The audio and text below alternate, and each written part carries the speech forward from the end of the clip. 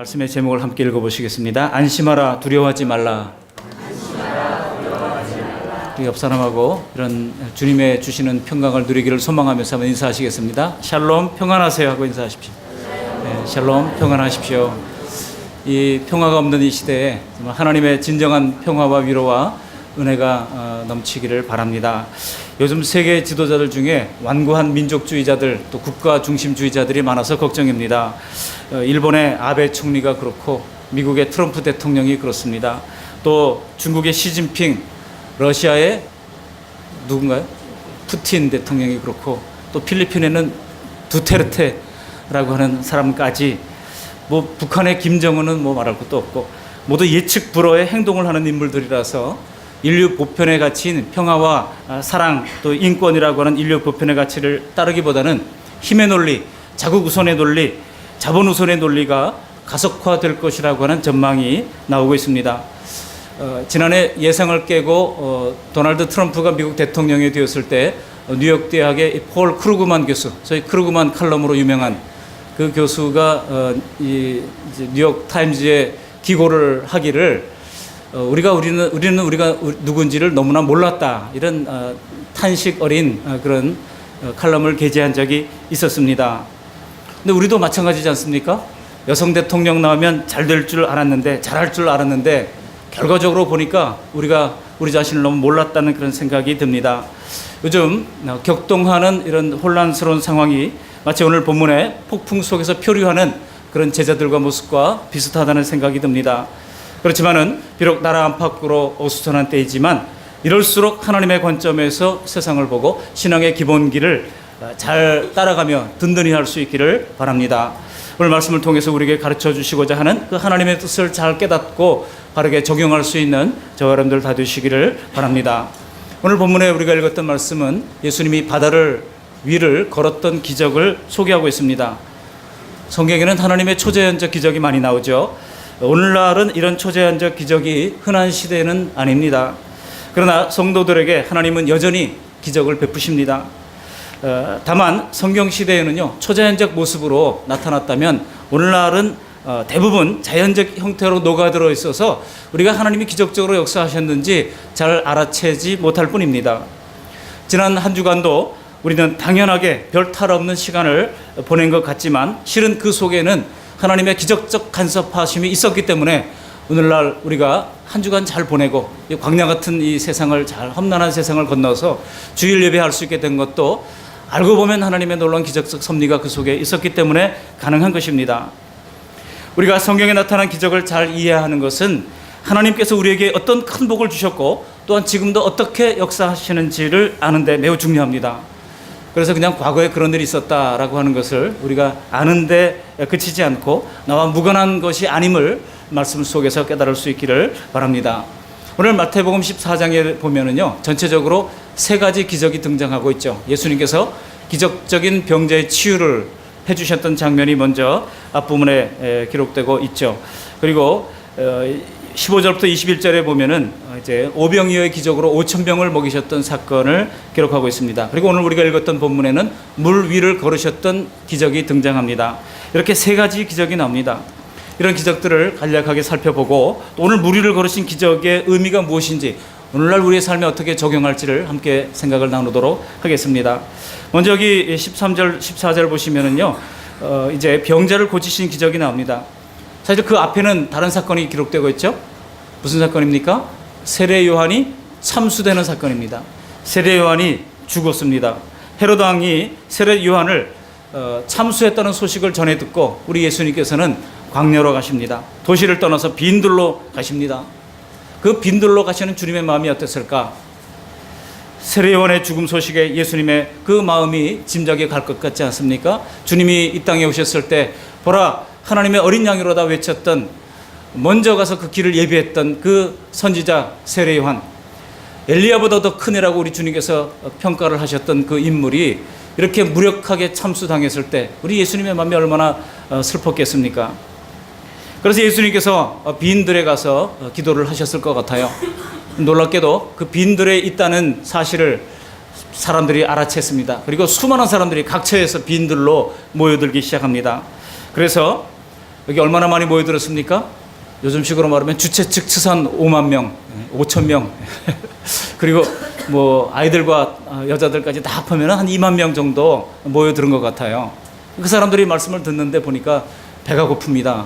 그럴 때 예수님께서 오병이어의 기적을 베푸는 장면이 기록되고 있습니다. 오병이어의 기적을 베풀기 전에 첫 번째 했던 기적이 뭡니까? 그들을 고쳐주셨다는 거예요. 혹은 어떤 사람들은 절뚝거리며 나왔을 것입니다. 혹은 어떤 사람들은 가족의 등에 업혀서 나왔을 것입니다.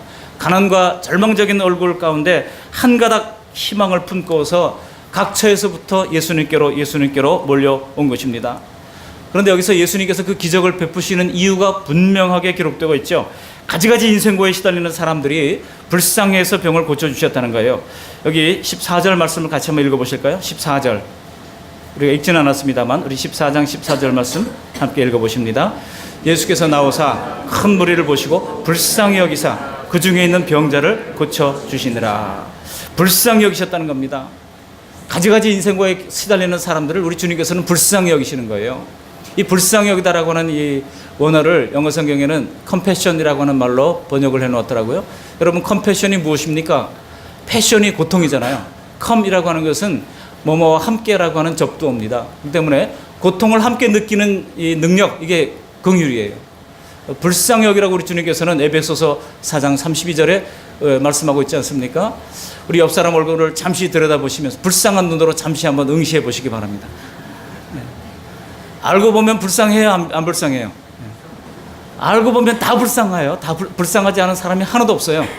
대통령은 대통령대로 불쌍하고, 참모는 참모대로 불쌍하고, 또 남편은 남편대로 불쌍하고, 아내는 아내대로 불쌍하고, 어떻게든지 어떻게 살아가려고 애를 쓰는 우리 공부하는 학생들은 학생들대로 불쌍하고, 또 거기서 폭력의 희생자가 되는 우리 학생들은 그 학생들대로 불쌍하고, 애들 싸움이 어른 싸움이 되어가지고 소송전을 일삼는 이 부모들의 모습도 보면 불쌍하고, 그냥 그 서류가 그 머리끝까지 쌓아 올려놓고 그 서류 처리하느라고 애를 쓰는, 여러분 변호사들, 법률인들 여러분 좋을 것 같죠? 삶의 질이 아주 현저히 떨어진다고 제 친구가 그러더라고요. 삶의 질이 현저히 떨어지는 것이 저희 법조인들의 삶입니다. 그거를 읽어내야 되잖아요. 혹시 잘못 판단하면 안 되니까. 여러분, 우리가 알고 보면 다 불쌍한 존재들입니다. 우리가 불쌍히 여기는 그런 사람들이 될 수 있기를 바랍니다. 우리 주님께서 병자들을 치유해 주신 이유가 불쌍히 여기셨다는 거예요. 불쌍히 여기셨다는 거예요. 놀라운 자질입니다. 우리가 불쌍히 여길 수 있다면 놀라운 이제 영적인 어떤 자질을 가지고 있는 것이라고 할 수가 있습니다. 과거 우리나라에도 돈 없고 의료시설이 부족했을 때에는 병 고치는 기적이 많이 나타났었죠. 왜냐하면은 병원에도 못 가고 또 고통받는 그 성도들을 우리 하나님께서 불쌍히 여기신 겁니다. 그래서 유일한 희망은 하나님께 매달리는 것밖에 없었거든요. 그런데 요즘은 상황이 달라졌습니다. 성경에 나오는 그런 기적적인 치유가 잘 나타나지 않습니다. 왜냐하면은 여전히 질병으로 고통당하는 우리를 불쌍히 여기시지만 우리 하나님께서는 기적이 오용되지 않도록 또 일반적인 의술과 의학을 통해서 자연적인 치료 과정을 통하여 낫게 하시는 것입니다. 그래서 야고보서 5장에도 보면은 기름을 바르며 기도하라고 그랬어요. 병 낫기를 위해 서로 기도하되 기름을 바르며, 의약을 쓰면서 기도하라고 가르쳐 주셨던 것입니다.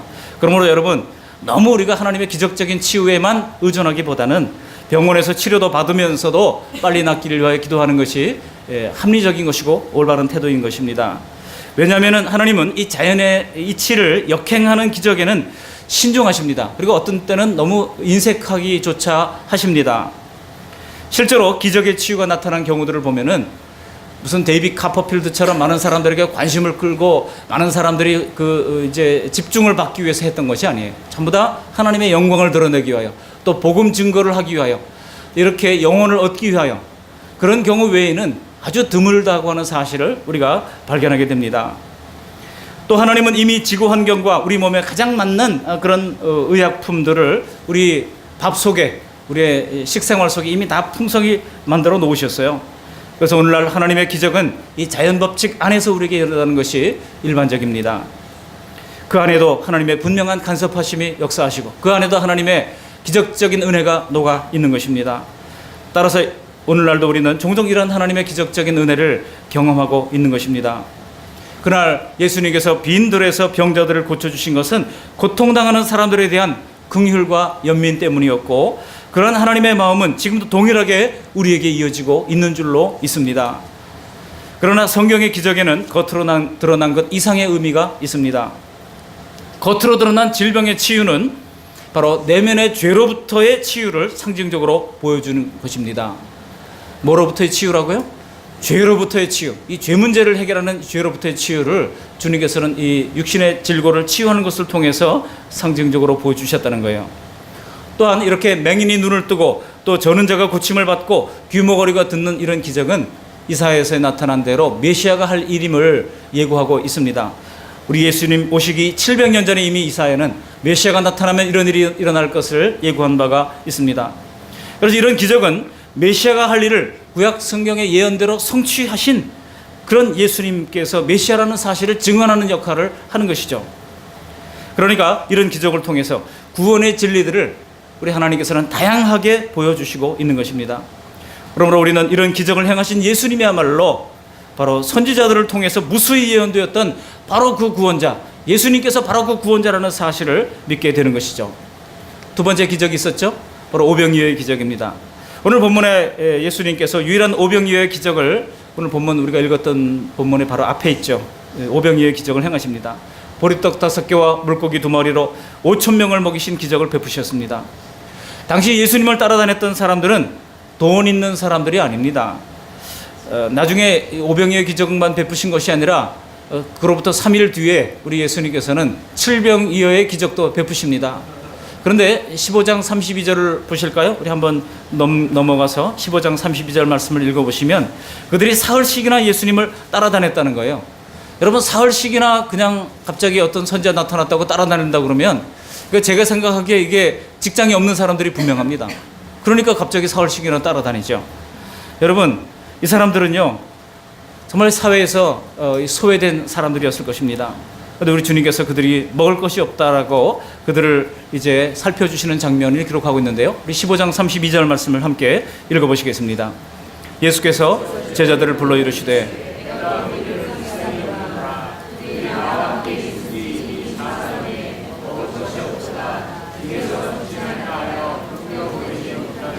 불쌍히 여긴다고 주님께서 말씀하시면서 굶겨 보내지 못하겠노라 그러는 거예요.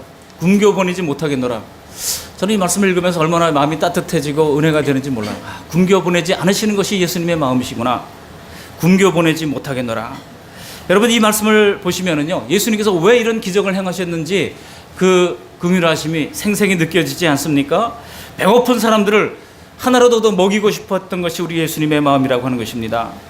무리를 긍휼히 여기시는 예수님의 마음을 우리가 이런 본문을 통해서 생생하게 느낄 수가 있는 것입니다. 예수님이 이 땅에서 사람들과 부대끼면서 없는 그 굶주림과 그들의 고난을 아시고 무리들의 모든 약함을 다 아시는 긍휼의 하나님이 되셨던 것입니다. 그래서 우리의 변호사가 되실 수 있는 것이고, 그래서 우리의 중보자가 되실 수 있는 것입니다. 그런데 이 오병이어의 기적 역시 우리가 단순히 굶주린 사람을 그냥 불쌍해서 먹여주셨다, 여기서만 머물면 안 돼요. 왜냐하면 이 속에는 더 놀라운 그런 의미가 들어있기 때문입니다. 이것은 근본적으로 그들의 고통을 해결하기 위하여 장차 자신의 몸을 보리떡처럼 찢어서 생명의 떡으로 바치신 메시아의 사역을 아주 상징적으로 보여주는 것이라고 할 수가 있습니다. 특별히 이 기적을 어디서 베푸셨어요? 빈 들에서 베푸셨다고 말씀하고 있지 않습니까? 여러분, 출애굽기에 보면은 모세가 광야에서 만나를 이제 하나님이 주신 만나로 백성들을 살리셨잖아요. 광야에서 만나를 내렸던 것처럼 이제 빈들에서 예수님께서 오병이어의 기적을 베푸시는 것입니다. 아무것도 먹을 것이 없던 광야에서 하나님이 주신 만나가 그들에게 생명의 양식이 되었던 것처럼 아무것도 먹을 것이 없는 이 빈들에서 그 만나의 기적 자체가 바로 생명의 떡이신 예수님을 상징했던 것처럼 이제 이 사건은 예수님이야말로 생명의 떡 그 자체이신 것을 예수님께서 드러내신 것이라고 할 수가 있습니다. 여러분, 이것이 이 기적을 통해서 우리에게 보여주시려고 하는 구원의 진리라고 하는 것입니다. 예수님이 바로 메시아다, 바로 그 메시아다라고 하는 것을 보여주시는 거예요. 1차적으로는 무리들을 긍휼히 보시는 육신의 필요에 대한 공급이지만 궁극적으로는 바로 예수님의 구속의 원리를 담고 있다고 하는 사실입니다. 이 기적을 행하신 이후에 오늘 우리가 읽었던 물 위로 걷는 기적을 오늘 본문에 기록하고 있습니다. 오늘 본문 22절에 보시면은요, 예수님께서 즉시 제자들을 재촉하셔가지고 배를 태워서 강 건너편으로 보냈다고 말씀하고 있습니다. 이 호수 건너편으로 보냈습니다. 오병이의 기적으로 흡족하게 끼니를 해결한 군중들이 깜짝 놀랐어요. 그리고 그들이 웅성대면서 야, 이분이야말로 우리가 왕으로 삼을 메시아가 분명하다 하고 정치적 메시아로 삼으려고 그들이 난리가 났습니다. 근데 그러지 않아도 예수님을 아직 제대로 이해하지 못하고 있는 제자들이었기 때문에 우리 예수님께서는 제자들을 이 소동 속에 흔들리지 않도록 이제 이 바다 건너편으로 보내시기로 작정하십니다. 그리고 날이 어두워질 때쯤인데 그들을 배에 태워서 반대편으로 보내십니다. 그래서 22절에 보면 무리를 보내신다고 말씀하고 있고, 무리도 보냈어요. 다 해산시키신 겁니다. 그리고 제자들도 재촉하여 보내셨습니다. 그리고 무리를 다 보내신 후에 예수님께서 이제 그 제자들을 만나 주시는 것을 알 수가 있습니다. 여러분, 우리가 어떤 사람을 유력한 사람으로 알고 추정하기 시작하면은요, 눈이 멀게 됩니다. 그리고 무슨 말을 해도 그 사람이 말을 했다면 콩으로 매주를 아니죠, 팥으로 뭐예요? 팥을 콩이라고 해도, 콩을 팥이라고 해도 믿는 거예요. 그래서 그냥 무작정 추정하는 그런 추정자들이 있게 마련인 것입니다. 근데 예수님께서는 그렇게 자신을 영웅으로 올려놓은 것이 이제 백성들로 하여금 거짓 가르침을 주는 것임을 즉각 알아챘습니다. 여러분, 이 세상에서는 먹을거리를 해결해 주는 지도자를 사람들이 좋아하고 열광합니다. 그래서요, 우리 어르신들 보면은 박정희 대통령을 거의 뭐 박정희 교 수준으로 섬기잖아요. 왜? 배고픔을 해결해 주는 지도자라고 생각하기 때문인 것이죠. 그래서 그 이후의 것은 아무것도 생각지 않고 그냥 배고픔을 해결해 준 그분에게 대한 감사와 찬사를 지금도 보내고 있지 않습니까? 이 세상은 배고픔 문제를 해결해 주는 사람에게 열광하는 것입니다. 우리 주님께서는 내가 배고픔 문제를 해결해 주신 것은 그렇게 세상에 열광을 받기 위한 것이 아니라고 하는 사실을 말씀해 주기 위하여 그 사실을 이제 여기서 해산시키면서 깨닫게 하시는 것을 알 수가 있습니다. 예수님은 왜 오셨습니까? 겨우 이 생에 빵 문제를 해결해서 오신 분이 아니라고 하는 것입니다. 예수님은 자기 몸을 속죄의 제물로 주심으로 죄와 사망의 권세에서 근본적으로 우리를 구원하시고 영생의 복을 주시기 위해서 오신 것입니다. 그래서 예수님의 이런 거짓된 기대에 주님께서는 응답하지 않습니다. 일체 응답하지 않아요. 다만 십자가가 이제 가까이 도래함에 따라 이제 기도하기 위하여 23절에 보면 따로 시간을 가지시고자 주님께서 산으로 올라갔다고 말씀하고 있습니다. 따로 산에 올라가시니라 기도하셔서 주님께서 산기도를 하십니다. 그런데 먼저 배를 타고 떠났던 제자들에게 문제가 생깁니다. 어떤 문제가 생겼습니까? 저녁 무렵에 갈릴리 바다를 건너기 시작한 제자들에게 큰 바람을 만나게 됩니다. 역풍을 만난 거예요. 노를 져서 가는 그 배에 순풍을 만나야 빨리 갈 텐데 역풍을 만나서 애를 쓰면서 노를 져도 항상 제자리입니다. 그래서 한밤중이 되었어도 여전히 바다 가운데서 표류를 하게 됐다는 겁니다. 여기 24절 말씀 함께 읽어보시겠습니다. 24절, 배가 이미 육지에서 술이나 떠나서 바람이 거스름으로 물결로 말미암아 고난을 당하더라. 여러분, 지금 예수님의 제자들 가운데 뱃사람들이 얼마나 많았습니까?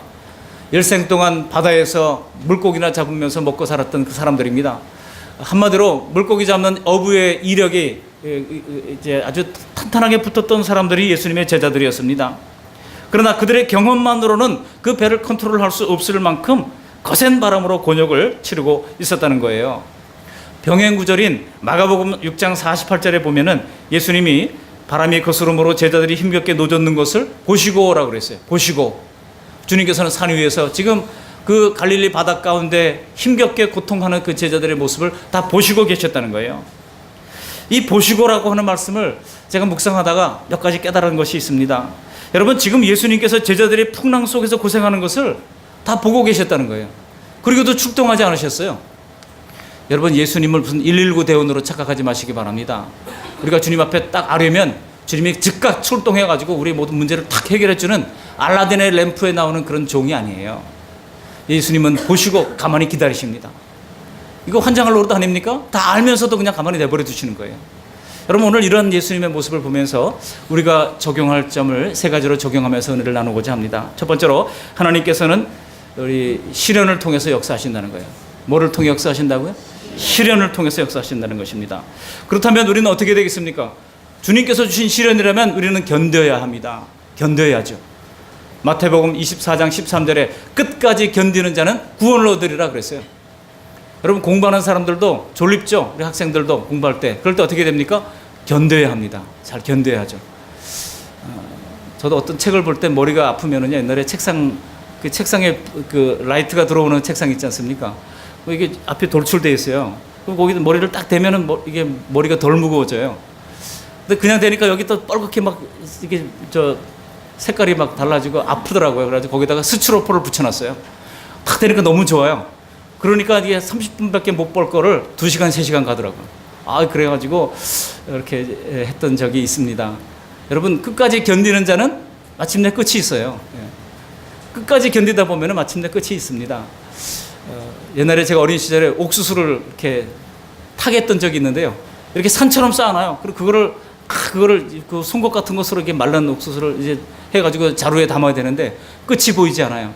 그럴 때는 어떻게 됩니까? 그거 보지 말고 그냥 눈앞에 있는 건 보면서 생각을 하면서 그냥 즐겁게 찬송 부르면서 하다 보면 그렇게 어느 정도 시간이 가다 보면 나중에 벌써 다 했네 이렇게 생각되는 거예요. 맨날 그것만 보면은 저거 언제 다 하나 조바심이 해서 못하는 겁니다. 여러분, 끝까지 견디는 저와 여러분들이 될 수 있기를 바랍니다. 이 세상은 어려움은 항상 있어요. 주님께서는 내버려 두십니다. 왜냐하면 견디는 걸 통해서 우리의 내공을 키워가시기 위해서인 줄 믿습니다. 예수님께서는 절대로 우리를 신속히 이제 출동하시는 그런 119 대원이 아니십니다. 바로 이런 시련을 통해서 우리를 단련하시고 훈련시키시는 주님이시기 때문인 것입니다. 여러분, 시련은 언제나 다가옵니다. 그러므로 우리는 이런 시련의 때를 항상 대비할 필요가 있습니다. 뜻밖의 고난에 대처할 수 있는 것은 무엇입니까? 평소에 강한 믿음과 담대한 마음뿐입니다. 갑자기 질병으로 몸이 무너질 수 있어요. 또 갑자기 가정이 깨질 정도로 관계의 어려움이 터질 수도 있습니다. 또 그게 여러분 돈으로 해결이 되겠습니까? 강한 믿음으로 단련이 되지 않으면 정명 승부에서 이겨낼 수가 없는 것이죠. 잠언서 24장 10절에 말씀하지 않습니까? 내가 만일 환난 날에 낙담하면 내 힘이 미약함을 보임이니라. 여러분, 환난 날에 우리가 어떻게 되겠습니까? 담대해야죠. 지금 이러다가 비행기만 갑자기 하늘에서 소리가 나도 이거 무슨 전쟁 나는 거 아닌가 그런 생각 가지게 됩니다. 그래서 요즘 뭐가 잘 팔려요? 생존 키트, 이게 잘 팔린다 그러잖아요. 생존 배낭, 거기 보면 비타민도 들어있고 뭐도 들어있고 뭐 간단한 의약품도 들어있고 부탄가스 하나 들어있고 또 뭐 라이터 하나 들어있고 장갑도 들어있고. 그래서 혹시 전쟁이 나면은 그 속에 이제 그것만 메고 들고 뛰면 일단은 살 수가 있다는 거 아니겠습니까? 간단한 소독약도 들어있고 데일밴드 하나 들어있고 뭐 그런 거죠. 여러분, 생존 키트 준비하신 분 있으십니까? 제가 우리 집 식구한테 얘기하니까 전쟁 나면 빨리 폭격 맞아 죽는 게 편하지 뭘 그렇게 살려고 그러냐 그러기도 하는데요. 죽으면 천국이고, 그렇지만 우리가 살아남아서 다른 사람들을 도움을 주려면, 그죠? 일단 끝까지 살아남아야죠. 시편 118편 17절에 말씀하는 대로 여러분 끝까지 살아남을 수 있기를 바랍니다. 내가 살아서 하나님의 영광을 선포하리로다. 여러분, 살아남을 수 있기를 바랍니다. 근데 여러분, 누가 그렇게 정면 돌파할 수 있어요? 믿음을 평소에 담대히 하고 준비된 사람에게 그것이 가능한 것입니다. 연단과 훈련이 부족할수록 그만큼 우리가 힘들게 인생을 싸워갈 수밖에 없어요. 다른 사람 돕는다고 하는 것은 생각도 못하는 겁니다. 내가 내 문제도 쩔쩔매는데 어떻게 다른 사람을 도울 수가 있겠습니까? 그렇기 때문에 우리는 번번이 그럴 때 상처를 받고 손실을 크게 입을 수밖에 없는 것입니다. 분명한 것은 우리의 믿음이 강할수록 우리가 살아가는 힘도 강해진다는 거예요. 제자들이 이날 시련을 통하여 배울 것을 다 배운 다음에야 예수님께서 나타나십니다. 예수님께서 바다 위를 걸어서 이들에게 오시는 거예요. 분명히 이날 밤 풍랑 속에서 사투는 제자들에게 많은 것을 깨닫게 했을 것입니다. 그리고 제자들은 예수님을 유령이라고 착각할 정도로 지쳐 있었어요. 여러분, 여기서 우리는 예수님이 예수님의 때에 오신다는 사실을 알게 됩니다. 한번 따라하시기 바랍니다. 주님은 주님의 때에 오신다. 그렇습니다. 주님은 우리가 원한다고 오시는 분이 아니에요. 주님은 주님의 때, in His time, 그의 시간에, 하나님의 가장 적절한 시간에, 그때가 가장 좋을 때임을 우리가 알아야 돼요. 그때 우리에게 다가오시는 것입니다. 그래야, 그때를 기다려야 우리가 덤비다가 넘어지지 않습니다. 그래야 보채다가 낙담하지 않게 됩니다. 여러분, 이렇게 연단을 주실 때 우리는 끝까지 견디는 저와 여러분들이 될 수 있기를 바랍니다. 그러나 그 중에서 우리 주님께서 두 번째로 우리 주시는 적용점이 있습니다. 무엇입니까? 바로 주님의 긍휼이 있다는 거예요. 그 밤에 예수님께서 오셔서 제자들에게 뭐라고 말씀하고 있습니까? 오늘 본문 제목처럼 27절 말씀을 함께 읽어보시겠습니다. 27절 예수께서 즉시 이르시되 안심하라 나니 두려워하지 말라. 아멘. 안심하라 나니 두려워하지 말라. 지금 4대 강국이 지금 우리나라를 뭐 압박하고 있는 그런 형국이지 않습니까? 러시아도 믿을 게 못 되고 또 뭐 중국은 더 말할 것도 없고 중국에 투자했던 우리나라 한국 기업들 지금 큰일이에요. 지금 어떻게 될지. 그런데다가 지금 미국마저 좀 무기사라고 지금 압박하고 있잖아요. 미국도 믿을 존재가 못 돼요. 여러분 그러면 일본은 더 말할 것도 없지 않습니까? 그럼 우리 어떻게 되겠습니까? 사방으로 꽉꽉 막혀 있어도 하늘을 향한 문은 뚫려 있는 줄 믿습니다. 믿음의 사람들의 기도를 통해서 이 나라를 살릴 수 있는 줄 믿습니다. 새벽을 깨워서 더욱더 간절히 기도하면서 이 어려운 때를 우리가 이제 돌파하고 나가야 하는 것입니다. 우리 예수님께서 오셔서 안심하라 나니 두려워하지 말라고 말씀하시면서 제자들을 위로해 주십니다. 오늘 예수님께서 물 위를 걸어오신 기적에는 이렇게 제자들의 고난을 도와주시기 위한 주님의 긍휼의 마음이 담겨져 있는 것입니다. 이런 주님의 위로가 있기에 우리는 고난 속에서도 살아갈 수가 있는 거예요. 고린도후서 1장 3절로 6절에 바울은 고린도 교회에 이런 편지를 쓰고 있습니다. 제가 읽어드립니다. 찬송하리로다. 그는 우리 주 예수 그리스도의 하나님이시요 자비의 아버지시요 모든 위로의 하나님이시며 우리의 모든 환난 중에 우리를 위로하사 우리로 하여금 하나님께 받는 위로로서 모든 환난 중에 있는 자들을 능히 위로하게 하시는 이시로다 그랬어요. 우리 하나님은 위로의 하나님이십니다. 어려움이 있을 때 주님께서는 눈 감으신 분이 아니세요. 또 다가와 주시고 이제 격려해 주시면서 그 어려움을 이겨낼 수 있도록 힘을 더해 주시는 것입니다. 근데 우리 주님께서는요 대신 지시는 않으시는 것 같아요. 그 짐을 지고 가도록 격려를 해주시면서 손잡아 이끌어 주시지 내가 질게 하고 대신 지지는 않아요. 다 내가 져야 돼요. 빚진 거 있으면 다 내가 갚아야지. 우리 하나님께서 덜컹 갚아주지는 않더라고요. 내가 갚으라고 갚을 수 있도록 쓰러지지 않도록 우리를 이끌어 주시는 주님이신 것을 믿으시기를 바랍니다. 여러분 이런 주님의 긍휼이 있다면 우리는 어떻게 적용해야 되겠습니까? 이 주님의 긍휼을 우리가 의지할 수 있기를 바랍니다. 내 힘, 내 능력, 내 지식을 의지하려고 하지 마시고 주님의 능력, 주님의 손길을 의지할 수 있는 저 여러분들이 다 될 수 있기를 바랍니다. 세 번째 적용입니다. 세 번째 적용은 바로 무엇입니까? 하나님께서 우리 하나님의 권능을 예수님을 통해서 보여주십니다. 이 권능을 신뢰하라고 하는 것입니다. 자연 만물을 창조하신 그리고 통치하시는 하나님으로서의 모습을 우리 예수님께서 여기서 보여주십니다. 예수님이 너울이 높게 있는 캄캄한 바다 위를 걸어오시는 모습은 두려운 것이기도 하지만 사실 얼마나 장엄한 모습입니까? 그러나 꼭 그런 이유만으로 바다를 걸어오셨다고 생각하면 우리가 좀 석연찮은 부분이 있어요. 물론 지금 제자들도 다급했습니다. 그리고 거기에는 예수님이 따로 배도 없었어요. 그렇지만 배가 없다고 해서 물 위로 걸어오신다고 하는 것은 평소 예수님의 모습과는 좀 다른 것 같습니다. 그 제자들이 위기를 맞기도 했지만은 이미 예수님께서는 8장 32절 이하에 보시면 이제 명령을 해가지고 말씀으로 파도를 꾸짖어서 잔잔하게 하신 이야기가 나옵니다. 그렇다면은 굳이 이렇게 특이한 기적을 또 한 번 베풀면서 문제를 해결하실 필요가 있었겠는가 하는 것이죠.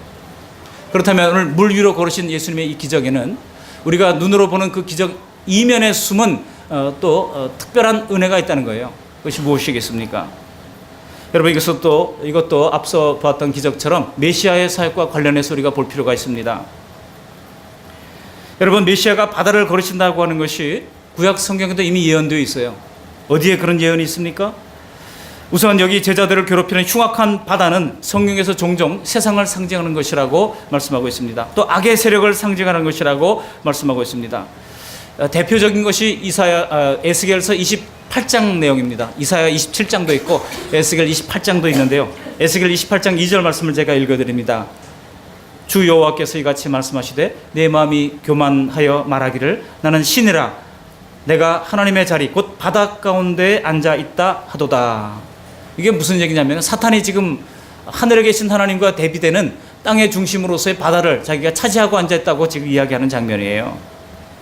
이처럼 바다는 사탄의 자리, 사탄이 자리를 편 세속 세상을 상징하는 단어라고 하는 뜻입니다.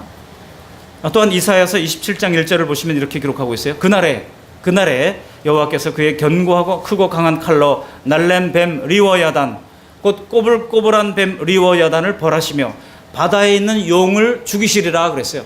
바다에 있는 용을 죽이시리라. 표준 세번역 성경을 보니까 그날이 오면 주님께서 좁고 예리한 큰 칼로 벌하실 것이다.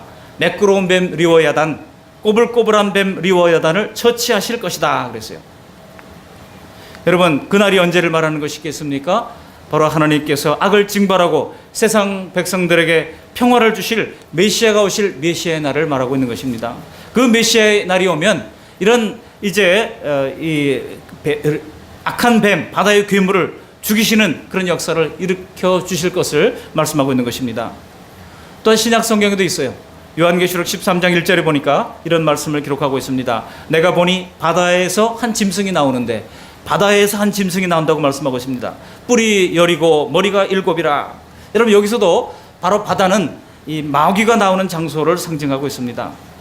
성경은 이렇게 바다를 이제 사탄의 처소로 비유한 장면이 대단히 많이 나오고 있어요. 그러니까 오늘 예수님께서 굳이 밤에 날뛰는 바다 물결을 밟고 오신 것에는 이유가 있다는 것입니다. 바로 사탄의 세력을 발로 밟으시면서 악의 세력을 멸하시는 구속의 의미를 상징적으로 보여주는 그림이라 할 수가 있는 것입니다. 그렇습니다. 주님은 우리를 구원하시는 것뿐만 아니라 사탄의 세력을 멸망시키려고 하는 것이 예수님의 십자가 구속에는 포함되어 있는 것입니다. 그래서 하박국서를 보시면 하나님께서 오셔서 악을 심판하실 것을 표현할 때 이렇게 표현하고 있어요. 하박국 3장 16절에 주께서 말을 타시고 바다 곧 큰 물의 파도를 밟으셨나이다. 바다를 밟으시는 모습으로 소개하고 있다는 것입니다. 하나님이 권능으로 악의 세력을 상징하는 바다, 큰 물의 파도를 밟으실 거라고 하는 사실이에요. 지금 그 예언 그대로 예수님께서 악을 심판하시고 구원을 이루실 분임을 바다를 밟으심으로써 상징적으로 보여주고 있는 것입니다. 근데 이 장엄한 순간에 갑자기 분위기를 깨는 사람이 나타납니다. 누굽니까? 베드로예요. 베드로가 예수님이 물 위로 걸어오시는 것을 보고 자기도 좀 물 위로 걷게 해달라고 뜬금없이 주문을 하는 겁니다. 여러분, 이 엉뚱한 요청을 우리 주님께서 어떻게 반응하셨겠습니까? 여기 27절 말씀을 29절 말씀을 우리 함께 읽어보시겠습니다. 29절 오라 하시니 베드로가 배에서 내려 물 위로 걸어서 예수께로 가되. 여러분, 예수님께서는 오라고 말씀하셨어요. 그거 거절하지 아니하시고 오라고 말씀하십니다. 그런데 여러분, 이게 무슨 믿음이 있으면 나도 물 위로 걷게 된다라고 하는 차원의 문제가 아닙니다. 믿음이 있다고 이 중력을 거슬러서 물 위를 마음대로 거둘 수 있는 사람은 세상에 아무도 없습니다. 그러므로 오히려 이 내용도 제자들도 결국은 예수님의 능력을 힘입을 때 악의 세력을 밟을 수 있다는 것으로 우리가 생각해 볼 수 있습니다. 예수님께서 나중에 제자들에게 뭐라고 말씀하고 있습니까? 누가복음 10장 19절에 내가 너희에게 뱀과 전갈을 밟으며 라고 말씀하고 있지 않습니까? 원수의 모든 능력을 제어할 권세를 주었다고 말씀하고 있습니다. 마가복음 16장 마지막 부분에도 뱀을 집으며 무슨 독을 마실지라도 해를 받지 않게 될 것을 말씀하고 있습니다. 이제 좀 여러분, 물 위를 걷는 기적이 무엇을 의미하는지 이해가 되십니까? 우리도 이미 악의 세력을 밟으며 걸어가고 있습니다. 예수님의 사람이 아니면 그 누구도 영적인 존재인 이 귀신과 사탄을 이길 존재가 없습니다. 여러분, 무속이 무엇입니까? 왜 권력자들이 무속에 빠집니까? 내 힘으로, 내 능력으로, 자기 권력으로 안 되는 영적 세계가 두려워서 더 큰 영적 존재인 무속의 힘을 빌려보자고 한 것 아니겠습니까? 그렇지만은요, 그 귀신의 결과는요, 파멸밖에 남는 게 없어요. 귀신을 쫓은 결과는 파멸밖에 없어요. 그러나 우리는 이래봬도 믿음의 능력을 가진 사람들입니다. 그래서 믿음의 능력으로 악한 이 원수의 능력을 제어할 하나님의 권세를 받은 사람들입니다. 요한복음 1장 12절에 믿는 자들에게는 하나님의 자녀가 되는 뭐를 주셨다고요? 권세를 주셨다고 말씀하고 있는 것입니다. 여러분, 옆 사람에게 한번 이렇게 말해 보시기 바랍니다. 당신에게는 예수님의 권세가 있습니다. 예수님의 권세가 있습니다. 우리는 이미 이런 권세가 있어요. 영적 권세가 있어요. 우리만 너무 잘 몰라요. 우리가 그런 권세가 있는가 없는가. 오늘 본문의 병행 구절인 마가복음에 보시면 마태복음과는 좀 다른 단어가 첨가되어 있는 것이 나옵니다. 마가복음 6장 48절을 보시면요, 이렇게 기록을 하고 있어요. 바람이 거스름으로 제자들이 힘겹게 노젓는 것을 보시고 밤 사경쯤에 바다 위로 걸어서 그들에게 오사 지나가려고 하시매 그랬어요. 이 공간복음 가운데 마가복음은 지나가려고 하셨다는 거예요. 그러니까 이 예수님의 바다 위를 걸어오시는 타겟이 물 위로 고통 겪는 제자들이 최종 목적지가 아니었다는 거예요. 그냥 지나가려고 하셨다는 겁니다. 여러분, 그 배에 타고 있었던 제자들이 그것을 느꼈어요. 기록을 남길 때 그거를 남겼던 겁니다. 아, 이게 좀 이상하다. 우리를 구원해 주려고 오시는 게 줄 알았더니 그게 아니고 지나가려고 하셨다는 것을 그들이 느꼈다는 거 아니겠습니까? 여러분, 초점은 무엇입니까? 초점은 예수님이 물 위로 걸으신 것은 다른 목적이 있다는 것입니다. 바로 이 사단의 세계를 밟으시고 승리하신다는 것을 보여주시기 위해서 주님께서 물 위로 오셨다는 거예요. 지금 119 대원처럼 물 위로 빠진 사람을 구출하려고 거기에 허겁지겁 뛰어든 것이 아니라고 하는 것입니다. 구원이 무엇인지, 속죄와 심판이 무엇인지 주님께서는 이 물 위를 밟으시는 사건을 통하여 대조적으로 보여주시고 있는 것입니다. 지금 사탄은 죄 지은 인간을 볼모로 잡고 있지 않습니까? 그래서 나도 심판받아 마땅하지만 저 사람들은 뭡니까? 저 사람도 동일하게 죄를 짓고 있는데 저 사람들도 심판해 주십시오 하고 하나님께 자꾸 참소하는 것이 바로 사탄의 역할이에요. 여러분, 요한일서에 보시면 사탄을 참소하는 자라고 소개를 하고 있습니다. 계속 우리를, 여러분, 참소한다는 게 뭐예요? 고소한다는 거예요. 자꾸 우리를 쟤도 저런 죄를 졌고 쟤도 저런 죄를 졌고 그렇지 않습니까? 라고 자기도 심판받으면서 같이 끌고 들어가려고 하는 물귀신 작전을 쓰는 것이 지금 사탄이 하는 작전이에요. 근데 우리 주님께서 그 사람들을 놔둬라는 거예요. 내가 그들을 위하여 십자가에서 모든 그들의 죄를 담당했다라고 선언하고 있는 것입니다. 그래서 우리가 그 주님의 십자가 숙제를 우리가 믿고 주님의 십자가 그늘 아래 들어가면 우리는 안전한 줄로 믿으시기를 바랍니다. 여러분, 우리가 이런 이 말씀들을 잘못 오해를 하면은요, 야, 예수님 믿으면 우리도 물 위로 거둘 수 있다. 그럼 무슨 신비적인 어떤 신비주의에 빠지게 되어버리고 마는 거예요. 그러니까 왜 나는 이렇게 믿음이 부족해도 믿음이 부족해서 병도 낫지 않고, 여러분, 또 믿음이 부족해서 사업도 잘 안 되고, 그런 거 너무 탓하지 마시기 바랍니다. 왜 이렇게 가정의 문제가 안 풀리는가? 왜 이렇게 사람의 문제가 해결되지 않는가? 낙심하지 마시기 바랍니다. 왜냐하면 빨리 낫게 해준다고 더 사랑하는 것도 아니고, 우리가 기도한 대로, 부르짖어 기도한 대로 응답되지 않는다고 해서 우리 하나님이 무심하신 것이 결코 아닌 것입니다. 우리를 연단하여 하나님의 사람으로 만들어주시고자 하는 하나님의 시간의 계획이 있다는 거예요. 우리가 알아야 할 것은 일이 다 잘 되는 것만이 다 좋은 게 아니라고 하는 것입니다. 오히려 여러분, 노력 이상으로 모든 일이 잘 풀리면 이상하고 불안하잖아요.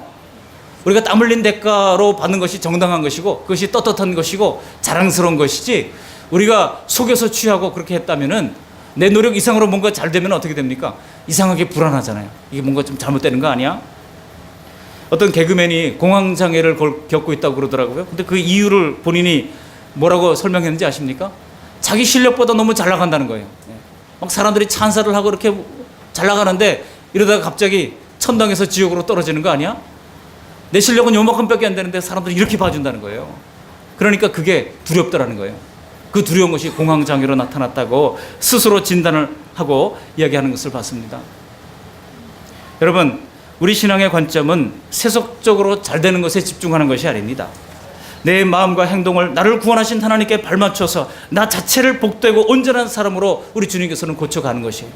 그 고쳐가기 위하여 때때로는 이 풍랑과 같은 시련을 우리에게 허락하시는 것입니다. 그 시련 때 우리 주님께서 즉각 응답하지 않고 기다리십니다. 정말 하나님을 온전히 의지할 수 있도록 그때까지 주님께서 기다리시는 거예요. 그 다음은 어떻게 됩니까? 그렇게 우리가 변화되어질 때, 철저히 주님을 의지하게 될 때, 그 다음에는 순리대로 하나님께서 은혜대로 잘 되는 것이 뒤따라 나오는 것일 뿐인 것입니다. 그러므로 여러분, 단숨에 모든 것이 해결되지 않을 때는 아직 때가 아닌가 보다, 아직 우리 영혼과 마음이 잘 되도록 연단하는 시기인가 보다, 더욱 힘을 내서 하나님을 섬기면서 끝까지 견딜 수 있기를 바랍니다. 그럴 때 주님의 때에 좋은 날이 온다고 하는 사실을 신뢰하시기를 바랍니다. 여러분, 우리나라에서 가장 큰 도로가 무슨 도로인지 아세요? 통일로입니까? 아니면 어디입니까? 우리나라의 가장 큰 도로. 넌센스 퀴즈인데요. 되는 대로라고 합니다. 되는 대로. 우리나라에서 가장 큰 도로는 되는 대로예요.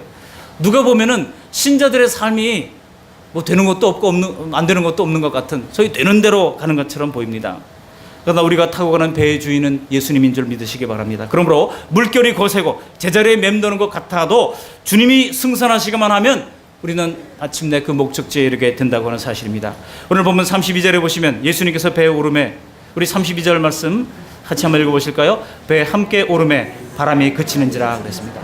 배에 함께 오르매 바람이 그쳤다고 하지 않습니까? 병행구절인 요한복음 6장 21절은 더 극적으로 묘사를 해놨어요.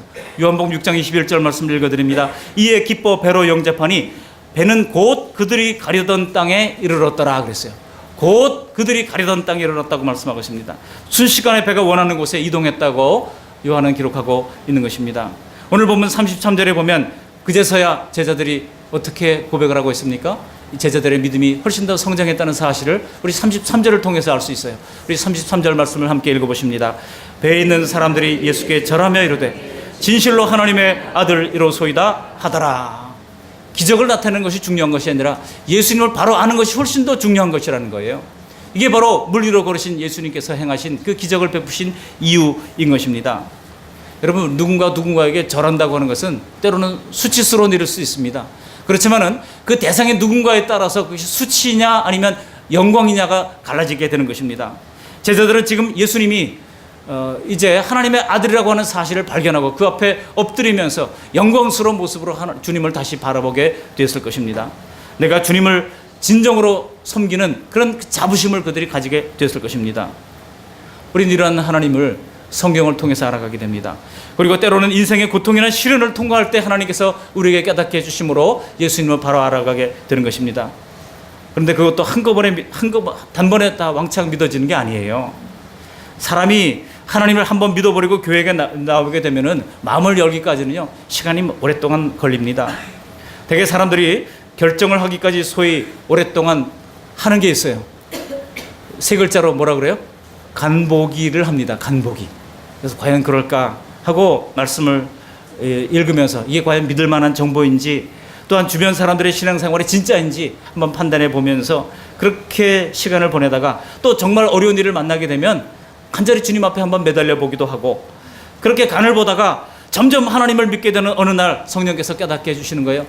네가 바로 주인이다라고 하는 것을 깨닫게 되는 날이 있습니다. 청천벽력과 같이, 마치 천둥이 치는 것 같이 내가 천하의 죄인이며 죄인 중에 괴수라고 하는 사실을 깨닫게 되는 날이 옵니다. 그럴 때 우리는 눈물 콧물 쏟으면서 내 죄됨을 고백하고 주님께서 들어와서 나를 다스려 주실 것을 고백하게 되는 것입니다. 그게 성령께서 은혜를 부어주실 때 일어나는 일입니다. 그럴 때 우리는 결심하고 주님을 따라가게 되는 것이죠. 그래서 이미 예수님을 인격적으로 만나서 따르는 우리 모든 성도님들은, 우리 새 가족들이 말씀을 통해서 예수님을 신뢰하고 예수님을 바로 알 수 있을 때까지 더 격려하고 더 사랑하며 더 봉사하며 섬겨야 하는 줄로 믿습니다.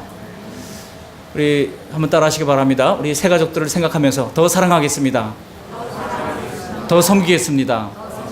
더 봉사하겠습니다. 왜냐하면 내가 예수 믿을 때도 그렇게 더 사랑하는 사람, 더 봉사하는 사람, 더 섬기는 사람이 있었기 때문에 내가 예수님을 발견할 수 있었지 않습니까? 내가 천하의 잘난 놈으로 알고 있다가 어느 날 알고 보니까 내가 죄인의 예수님을 발견하는 그날, 여러분, 그날은 얼마나 우리에게 감격스러운 날이었습니까? 그렇게 되기까지 도와주고 헌신했던 사람들이 있었다는 거예요. 우리 또한 그런 사람들이 될 수 있기를 바랍니다. 또한 이미 예수 믿는 우리 자신은 꾸준한 기도와 말씀으로 삶의 훈련을 통하여 세상의 파도 속에서도 요동치 않는 믿음을 가진 성도로 자라가야 할 줄로 믿습니다. 지금 우리 가정과 또 우리 사회와 또 이 나라와 민족이 덮칠 듯한 출렁이는 그런 악의 세력으로 말미암아 덮이고 있는 것 같습니다. 그러나 이럴 때 예수님의 능력을 의지하여 이 모든 세상의 파고를 발로 밟고 잔잔하게 되기까지 간절히 기도하는 우리 그 말씀의 성도님들 다 되시기를 주님의 이름으로 축원합니다. 아멘. 고마우신 하나님 감사를 드립니다. 시련을 통해서 연단하실 때 잘 견디게 하시고, 안심하라 난이 두려워하지 말라고 말씀하시는 주님의 긍휼과 위로가 있음을 믿고 주님을 더욱 의지하게 하시며, 하나님의 권능을 보여주실 때 굳건히 주님을 신뢰할 수 있는 믿음의 사람이 될 수 있도록 은혜를 베풀어 주시어서 마침내 악의 세력을 발로 밟으시는 주님의 승리에 동참하는 은혜를 누리게 해 주시옵소서. 예수님 거룩하신 이름으로 감사하며 기도합니다. 아멘.